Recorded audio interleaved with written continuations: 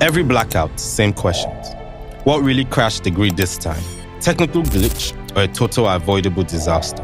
Why do we have these collapses? In those moments, when the lights go out and speculation takes over, there are only a few voices people trust to explain what actually happened.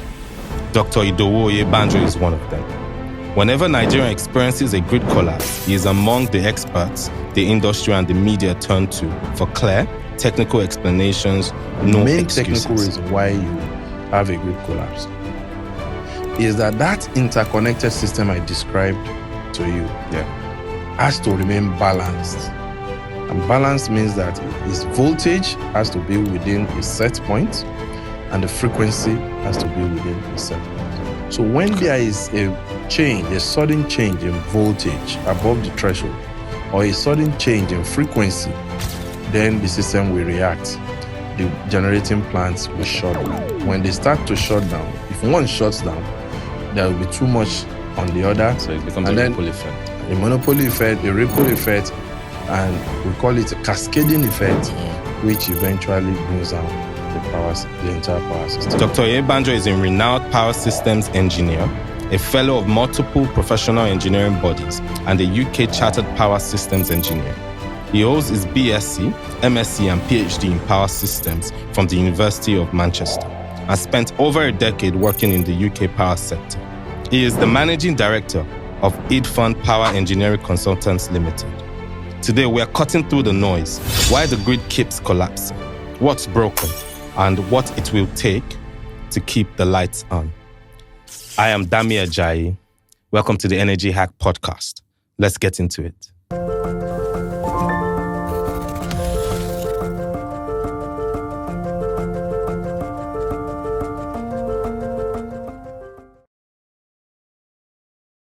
Thank you, Dr. Idowu Oyebanjo. It's a pleasure. Thank you for coming. I want us to go straight into it. And I know Nigerians want to know. I want to know. I get confused a lot in this topic we're going to talk about. When we say grid collapse, what does it actually mean? You know, where in my house, I get some messages when there's no power, and it's something different there, right? But some areas still have power. So I want to know what it means when a grid collapses, and how do we classify a grid collapse?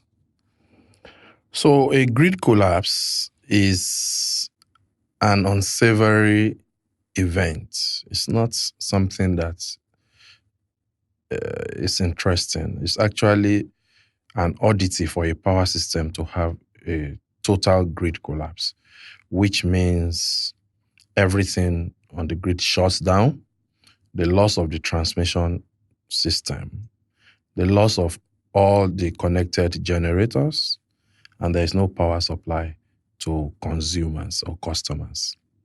Now, that's total grid collapse. It means, for example, in a country like Nigeria, there will be no power supply from the national grid. However, you can have a partial collapse. A partial grid collapse means that only a certain area or some certain areas within the jurisdiction or country or the locality, you have a complete loss of power supply in those areas, whereas the other parts of the country still have power supply. So that's a partial grid collapse. And you hear this when the national grid people will then say, oh, it's not a grid collapse Okay. because it's a partial one. So partial in the sense that maybe Lagos State, Ogun State, Oyo State, Edo State, Delta State, and River State are off, but you have like Kaduna, Yola, and other parts of the north have electricity supply. So that's a partial grid collapse. One other thing that we have to emphasize for public education is that when you have a total grid collapse, the process of putting it back is called restoration. It's a black start procedure. During the black start process, which is they are trying to bring up electricity back from ground zero, from the blackout, they will start to put on some generation and then gradually put on some load.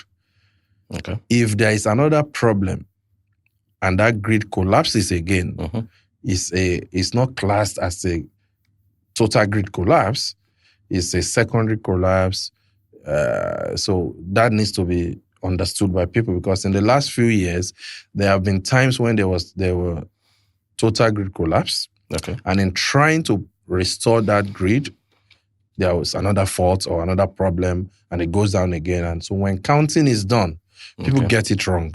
So you may have a situation whereby the TCN, Transmission Company of Nigeria, we had only 7 total grid collapse or 7 grid collapse. But people will say, oh, you had more than 7. 7, exactly. And the reason is because some were total, some were partial, and some happened as secondary collapses when they were trying to restore the original grid collapse through the black start process. And it is this careful understanding of what it is transparently that is good for a nation. And I think Energy Arc is the first place I'm explaining this, because I realize that's a gap in public knowledge. Thank you. Because like not too long ago, I had a message that said feeder issue. And again, I bet there were neighboring estates that had power. So I in my mind, of course, I already figured that can be classified as a collapse. However, it's something that just affected a small portion. So to have a partial collapse, right, does it have to be a whole state? Or does it have to be a whole region? It's in my thought, I just want to understand, like, how big should be the area to say that's a partial collapse? Is there something like that? No. Once it's not total, it's partial. And it can be any region, it can be any section. We may have a partial grid collapse. Okay, perfect. Okay, so my next question, which is on why it happens. I realized that in 2024, there were about a dozen, right? I don't truly know what 2025 was, but I know it went lower than 2024. We started off the year, I recall, about 1 or 2 this year already. Why do we have these collapses in your view? Okay, so a grid, the national grid, as we put it, is an interconnection of various systems. And the most important systems are your source of electricity, your source of energy, which in Nigeria's case is mostly gas. Yes. Of course, we have hydro. So you talk of Shiroro, Jeba, Mambila, and maybe Kusambila, and other ones that are just coming up. Now, those are hydro power stations. But the bulk of our power generation portfolio is from gas. So Nigeria is a mostly gas-fired power system. Then these gas systems come from gas wells. So there is gas infrastructure that will take gas to the power plants. And then from the power plants, which are the generating stations, you generate electricity, you send it onto what we call the transmission network. The transmission network are those high voltage, very tall, massive tower that connect from northern part of Nigeria to the southern part of Nigeria, to the east, to the west. Very big pylons. They are taking electricity to all parts of the country. Transmission system. Then comes the distribution system. The distribution system is the one that now serves within a particular state, within a particular area, and all of these are interconnected. And a problem in any one part of them, in an integrated system like ours, will mean a failure of the entire system. So it's like the weakest link of a chain. Okay? Now, so let us start to look at why do we have grid collapse. The very first reason, the main technical reason why you have a grid collapse is that interconnected system I described to you has to remain balanced. And balance means that its voltage has to be within a set point, and the frequency has to be within a set point. Okay. Now, when this voltage and frequency change too suddenly, Okay. above certain thresholds which have been set by the power system, then the generators, for example, have protective equipment that will shut them down. So when there is a sudden change in voltage above the threshold, or a sudden change in frequency above the set threshold, it can be change below or above actually, then the system will react. The generating plants will shut down. When they start to shut down, if one shuts down, there will be too much on the other. So it becomes a ripple effect. A monopoly effect, a ripple effect, and we call it a cascading effect, which eventually brings down the entire power system. But summarily, that is what makes a grid to collapse. But the actual causes can be any of those systems. There can be problems inherent, any of those systems I've talked about. So let's start from the end. I have taken it like an end-to-end viewpoint. So if you look at it now, hand one from this side of things is the source of fuel, gas, for example. Yeah. So the gas producer may suddenly not have enough gas. The gas producer may say, oh, you are not paying me for the gas I've issued in the last 5 years, so I'm not giving you any other gas for power generation. So the generator doesn't have enough gas and therefore cannot generate enough electricity, and then the frequency will go in the wrong direction, and then there'll be a grid collapse. So that's one. Gas supply infrastructure. If somebody goes to damage the gas pipeline that is taking gas to the power plants, that shortage of gas means the generator suddenly finds itself unable to generate the required amount of electricity, and as a result, the grid will eventually collapse. So we've looked at from the gas supply end. Yes. Now we get to the generating station itself. For one reason or the other, the machine that is generating electricity goes faulty. The voltage becomes uncontrollable, the frequency does not stay within the bands, and then the equipment shuts down. So failure of machine from the generating station can also lead to a situation of grid collapse. We move from there to the transmission system. That's this pylon I talked about earlier.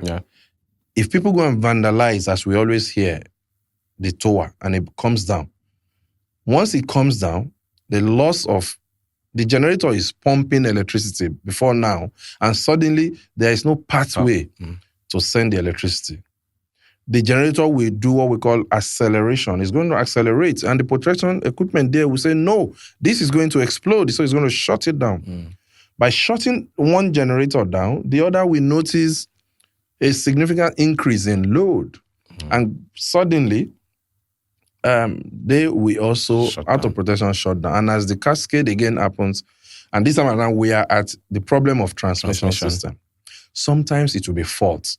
We call them power system faults. They can happen at any time. Anything can break down. So the power system also experiences faults. Sometimes it's bad that will go and strike a line or something. Whatever happens that there is a fault on the power transmission system, it will cause the generators connected also to wobble. If the frequency is fluctuates above the set threshold, either above or below, then eventually a cascade will happen. So we move to the distribution side. Sometimes the distribution companies say, oh, we can't take load. There's a concept called load rejection. It's not interesting, but it's poor. Because people want electricity, then the distribution companies still reject load for so many reasons. They may say, oh, the customers there, they steal electricity, so we don't want to take more than we can give to the people that pay. They can say, oh, the network is bad. We have a poor network in this area. And also they can have faults on distribution network system also. So for load rejection, for faults, for electricity theft, for various reasons, the distribution network just dumps load suddenly. This electricity has been produced by the generator, but it's sending it, and suddenly the distribution dumps the load, and then it will accelerate because of suddenly it sees a lower load, and this the equipment, the protection equipment again protects it by shutting down. And so if I hand the system with the customers, those of us who use the electricity, a fault can happen inside your house. Somebody can plug the iron in the wrong place. A solar system can catch fire in the house. That fault will go back onto the system. It takes out so many things, and suddenly the system can work. So because it is an integrated electric system, a fault or a problem in one area of the system can cause grid collapse. Wow, that's that's such a deep end to end of it. To think that I've always thought most of these things come from one aspect alone, and for you to broaden it from all the way from the supply. Thank you for that. Which brings me to something. I had a discussion with some other people in the industry, and maybe it's bias. One is from the Genco, one is from transmission, and till today they blame each other. Today they said, no, it's not our fault. We're okay. Everything is fine with us. Especially the transmission people like, it's not us. They don't generate enough. So that's why. But you breaking it down now seems that anyone along that value chain, including the customer and the consumer, can actually impact on this thing. Which brings me to a question, right?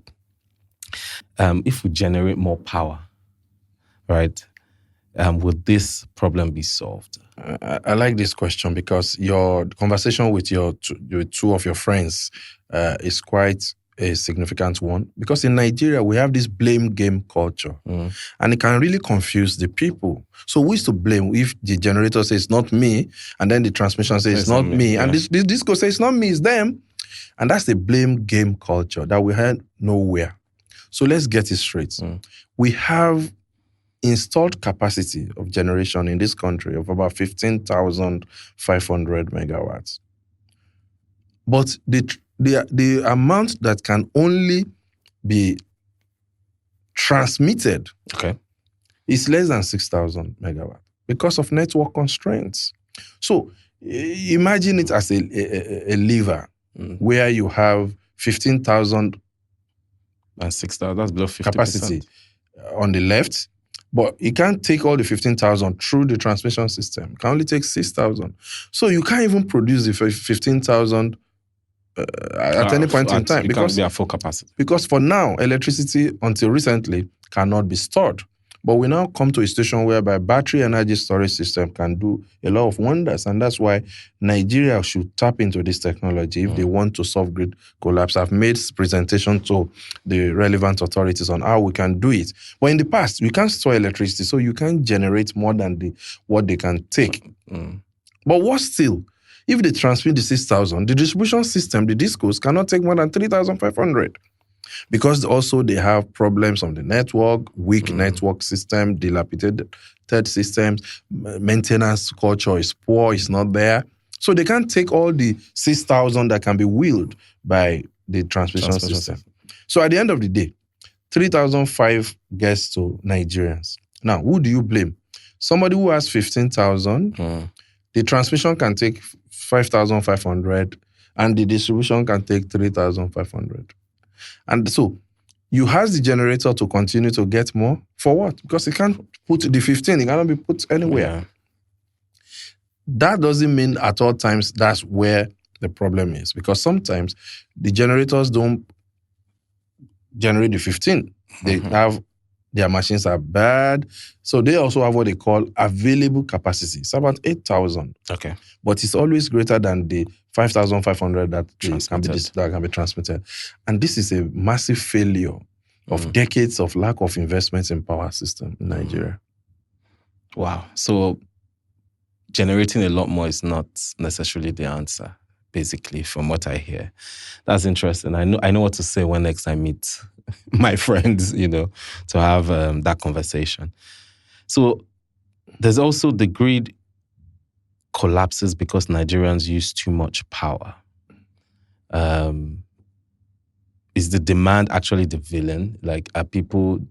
Do we? This you mentioned 3,500 is what gets. Does 3,500, if constantly gets to us, would that solve our power issue? At all, because Nigeria needs about 35 to 40,000 megawatts of electricity right now, and even if you give 100,000 megawatts in Nigeria, I believe they will be consumed because you have a lot of people on private generation, and some companies, they are pulling out of Nigeria. They will come back, and if they come back, they will need their electricity and so on and so forth. Some are running their own captive generation, they call it, in their own system. They run, maybe Dangote was firing his own power plants to produce constant and reliable power supply, and so many flour mills and many companies are doing the same.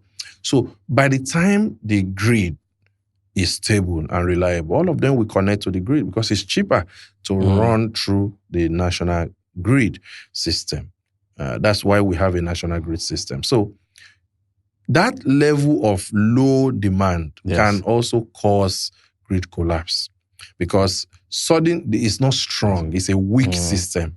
And so any small perturbation, any small disturbance can cause a massive change in voltage and frequency to the point that it can collapse the grid ultimately.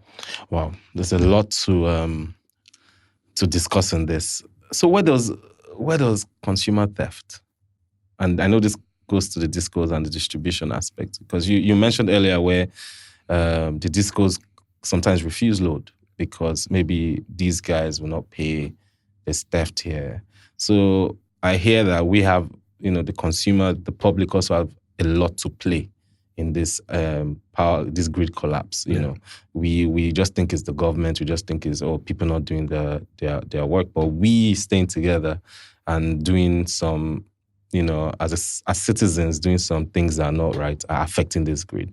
So where does how does this affect like theft? I'm thinking in so many ways right now. Like, how does it affect the pricing? How does it affect, the discos that for them to say, I don't want power that people clearly need and is a serious issue. So I want to hear more of your thoughts on this. Oh, good. You already mentioned that the pricing is affected, and that's a serious one. So if generator gets gas, let's say for argument's sake, to produce 100 units of electricity. That unit is called kilowatt hour. Yeah. But let's take it as 100 units. 100 of something. But unfortunately, by the time it gets to the homes of people, now they've stolen 10 here, 5 there, 7 there. At the end of the day, the only money they could get back is 30 units, the money for 30 units. Now, the discos are the ones that collect money for that market.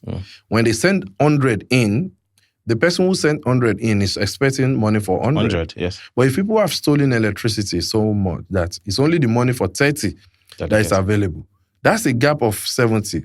So many things can happen. They can share that amount of 30 and say, okay, we will increase the tariff next time because somebody has to pay for all this. So when people are stealing electricity, the rest of us that are not involved, we are paying because they will change tariff to make sure they balance the money for 100. Okay. But where they don't want to change tariff because it's political to change tariff, and then people will say, oh, I'm not going to vote for that person. Then what will happen is what we are experiencing. The generator will not be able to pay Mr. Gas Supplier. And Mr. Gas Supplier will then say, okay, I will not give you gas going forward from on the 1st. And the grid will collapse because the generator can now generate enough to stabilize the grid. So the action of those who stole electricity, see how it has affected the entire grid and how it has caused a grid collapse. Because it has now caused the GENCO. The GENCO can also say, well, Mr. Gas is no longer giving me his 100, he's giving me 30. I'm not going to use the 30 because it won't pay me. It's not optimizing my system. And so it's not generating enough. Or Mr. Disco says, well, they are forcing me to pay more than the 30 units I've collected money for. Yeah. So please, don't give me more for now. More than that. Don't give me more for now. I can't collect it. I can't serve that area. And that's the load rejection. Wow. Okay. I have so many questions just from that. Like, I'm thinking that Where does band A to this banding now come into? Because I've thought of it in the past that surely it's kilowatt per hour, right? It's the same kilowatt per hour in band A. It's the same kilowatt per hour in band B. It's just the hours that is being utilized. It's still the same kilowatt hour that I'm going to pay for either way. But the gap in price is huge. So now I'm thinking it's done mainly because of this load rejection, and to be able to, that means a certain population is paying for a certain population because of the behavioral pattern of the country. System inefficiency, yeah. Wow. So the gap, which is called subsidy, started growing. Okay. To the point that no government will be able to sustainably pay for this subsidy. And it's still growing. And so the idea, which is a misnomer in power system, we've never had a power system where there is a banding, where you have band A, band B, and it's never done. It's not really, it's discriminatory. However, it was done to make sure that those who enjoy more of the power pay more to compensate for the subsidy and lower the value of subsidy on the government. Okay. But with the promise that they will give them a minimum of 20 hours per day. Now, whether they are meeting that or not is in public domain. People are complaining that even though they are on band A, they are not getting that quantum of power supply. But some people do get them. Yeah, I must admit that in my area, we do get that amount. And whenever we don't and we complain, there's quick get back to trying to fix it on that. But it's really important for everyone to understand the fact that we as consumers have a part to play, because we're very quick important to blame, and we see people doing the wrong things. We kind of, it's not my business, it's not affecting me. It affects us. Yeah. We need to know what to do. That's very interesting. And that moves me into the game changer, as I said, from the electricity bill in 2023, where the states can now, generate their electricity. It's now, well, how has that changed the landscape since then till now? Because that's 3 years now or so. Yes. On June, President Bola Ahmed Tinubu resumed office on the 29th of May 2023, and exactly 10 days after, 9th of June 2023, he signed the Electricity Act 2023 as amended into law. And that tells you that he prepared for the job. Yes. And if you remember in 2000, when he was in his first time as governor of Lagos State, he was battling the federal government to say, look, let's get this electricity decentralized. Yeah. And he brought the Enron badge to Lagos State. He brought the IPPs to Lagos State. He wanted to decentralize. He knew that that's the way to develop Nigeria. But they fought him. They didn't allow him. So little wonder when he got there, it took him 9 days. He signed it quickly.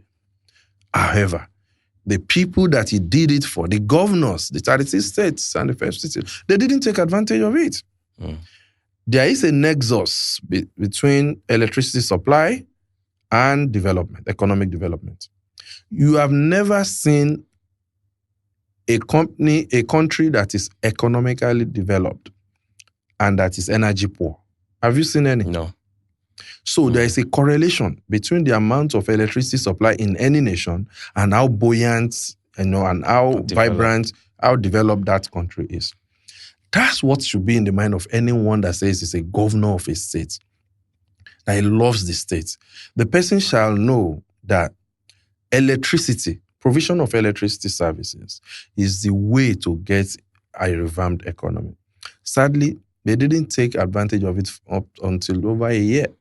Kudos to states like Abia, Enugu, that started, Ado Ekiti, Ondo State. Those were the people that started very well. It was in later period that we now started having other states joining and so on and so forth. But this is the game changer. Okay. It is taking that integrated system I've described to you, trying to decentralize it, causing a decentralization so that each region, each state can also develop at their pace and based on the economic requirements and demand of the citizens in that state or region. Okay, so I want to understand how the layering would work. Okay. So you decentralize, but there's still this national grid, and the state, for the sake of this explanation, has its own grid. Does it now become an embedded or a layered system such that in cases where this is faulty, this becomes like a backup, or which one? Absolutely. That's what essentially happens. So the states, for example, Lagos State, for example, we have a market, there will be a state grid.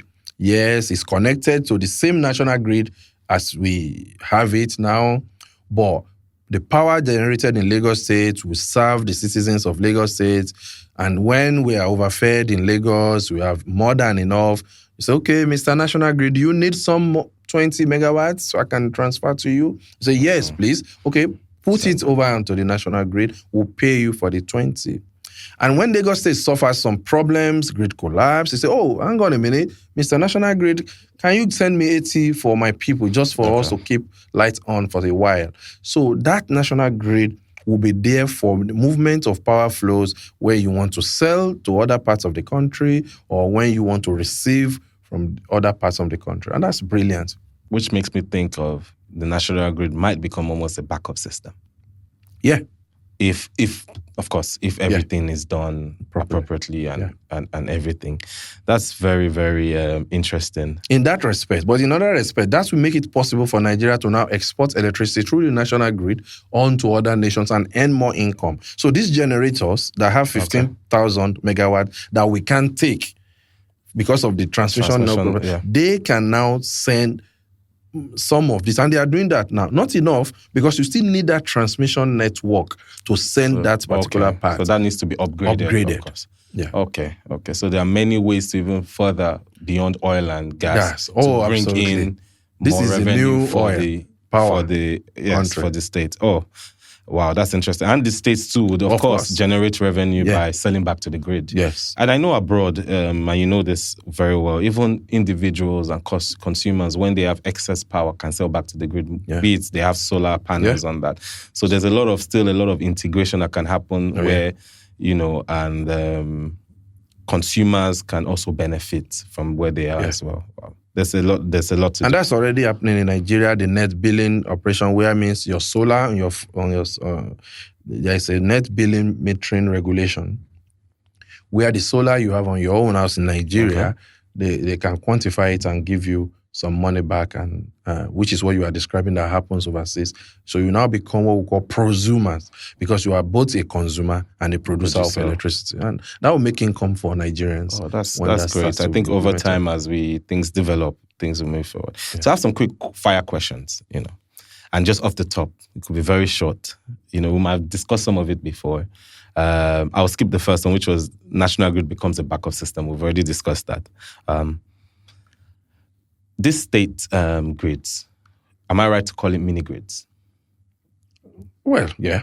So will it make the national grid a failure or a future? It makes it more reliable than it is now. Okay.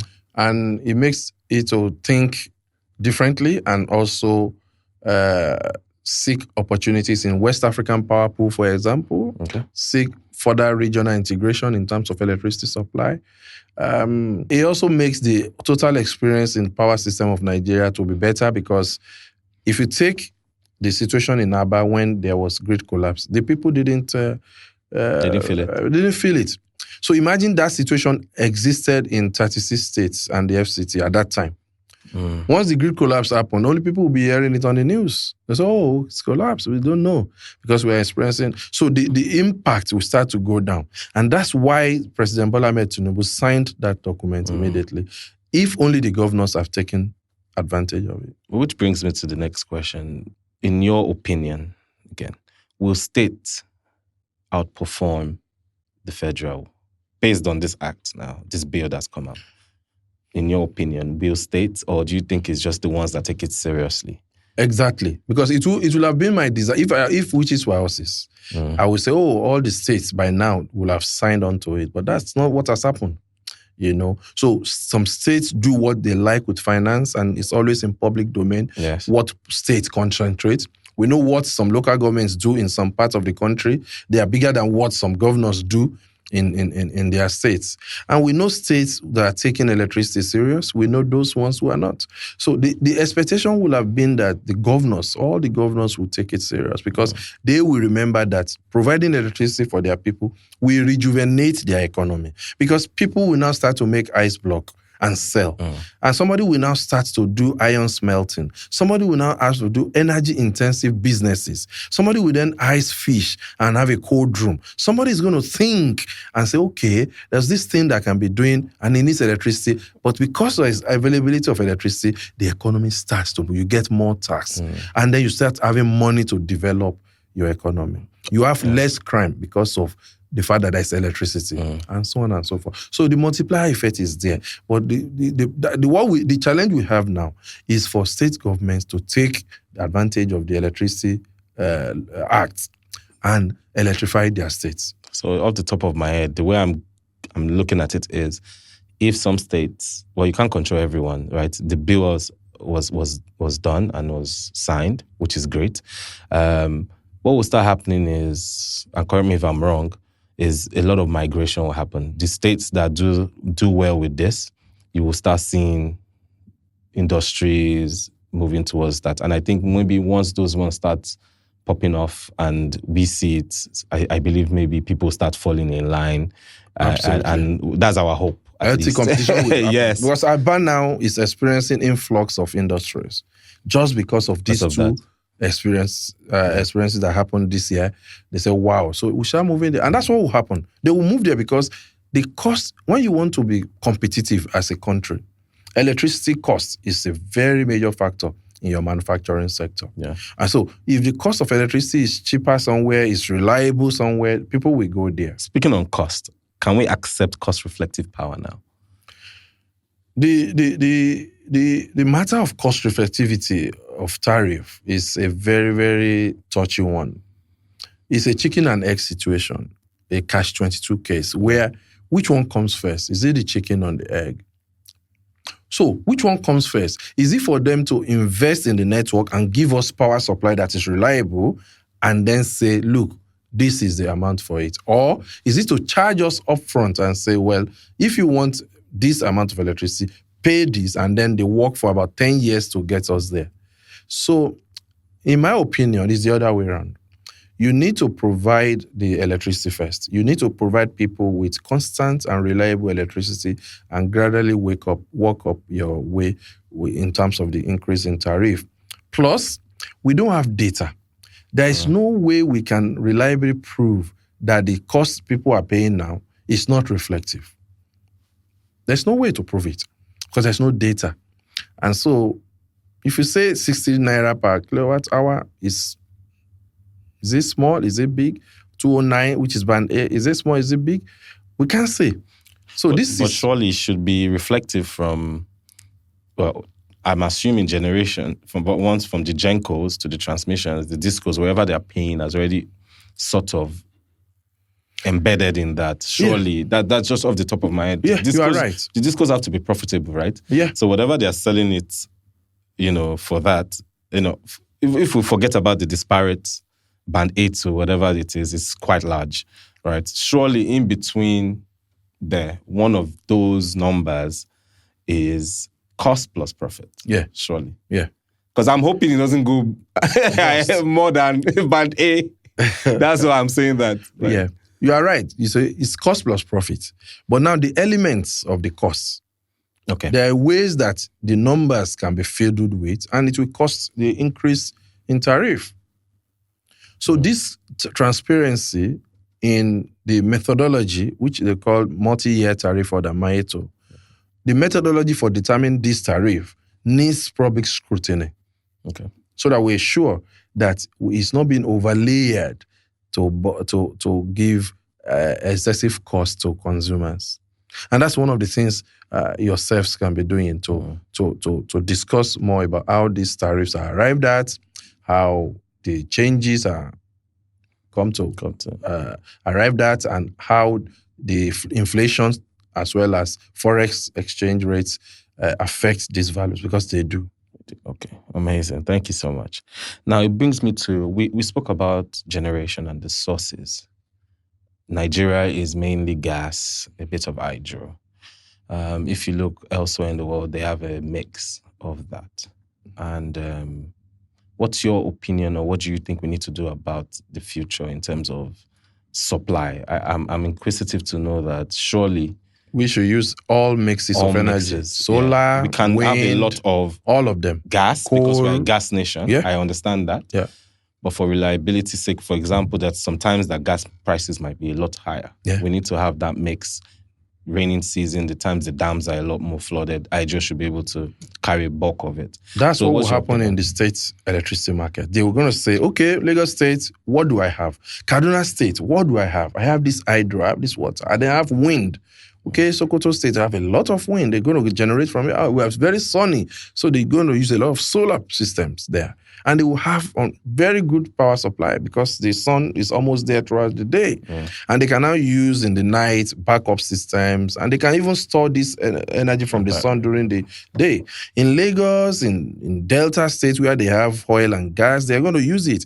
I expect that in the east, where they have coal, they are going to, if it is the type that can generate electricity for them, they are going to invest in it and have coal-fired power station. And all of this should be required to industrialize Nigeria. That's the most important thing first. Okay. What's your opinion on nuclear?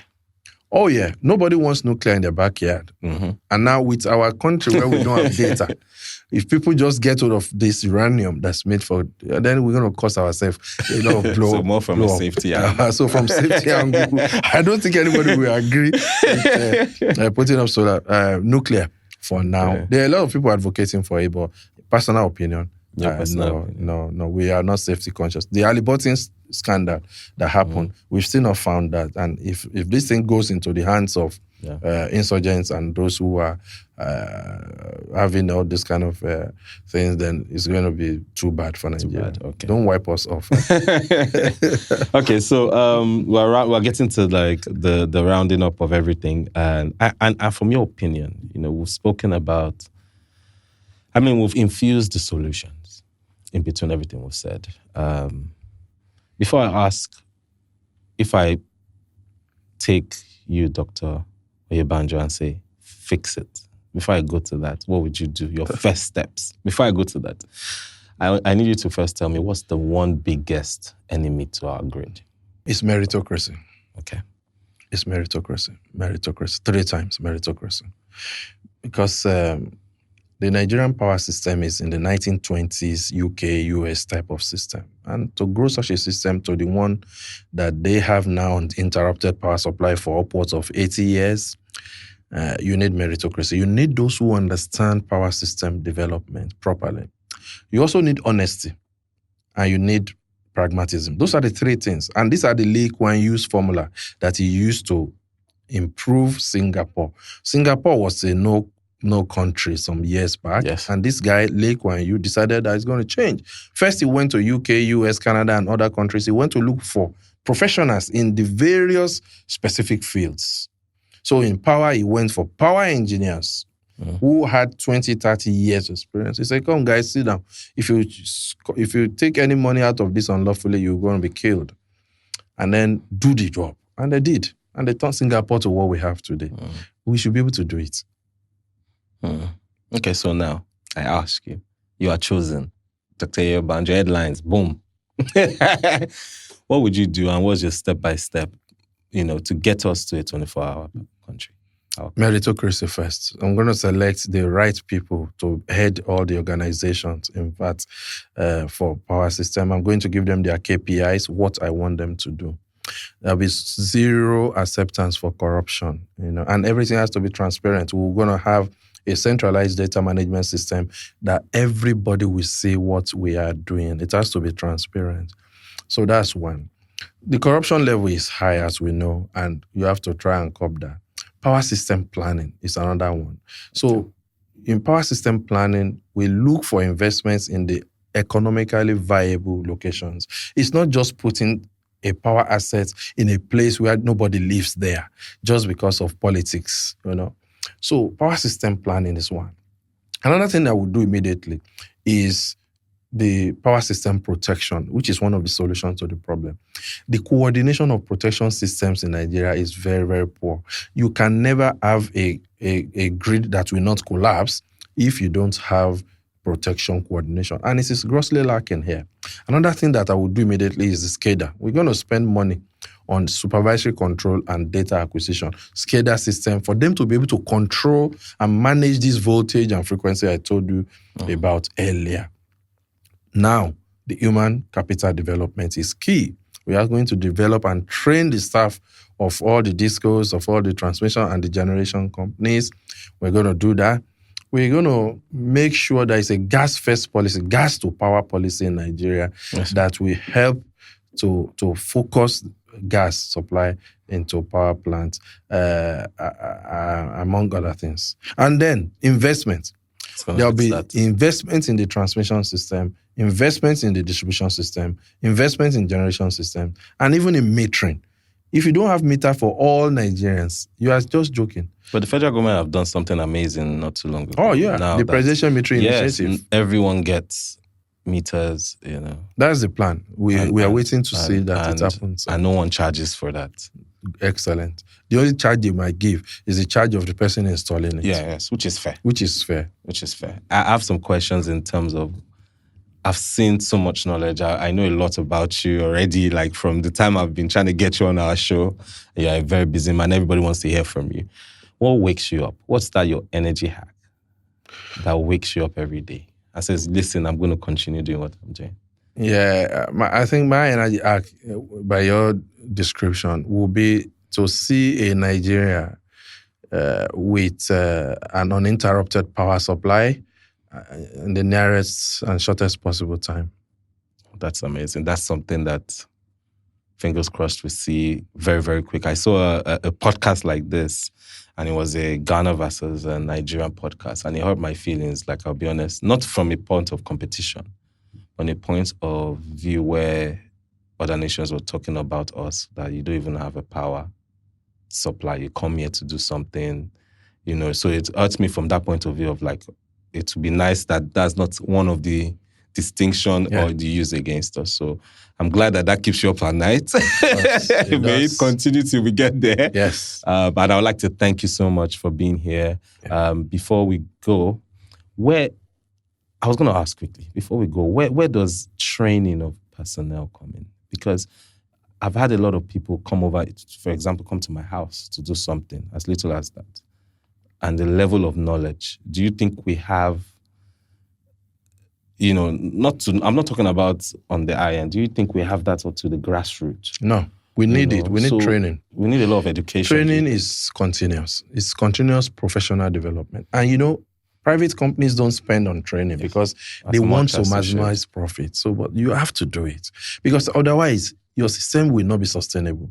So human capital development, you saw that I mentioned it among my list of to-dos if we're given the opportunity. I mean, it's so critical. Thank you so much. So before we leave now, how can our audience reach you? Like your social media, if you have your company. Yeah, Itfund Power Engineering Consultants Limited. We are online on social media handles. We have IPEC NG at IPEC NG. And also my personal handle at Idowu, which you can reach me on X. Yeah, same. Okay. It will be written on the screen for our audience to be able to see.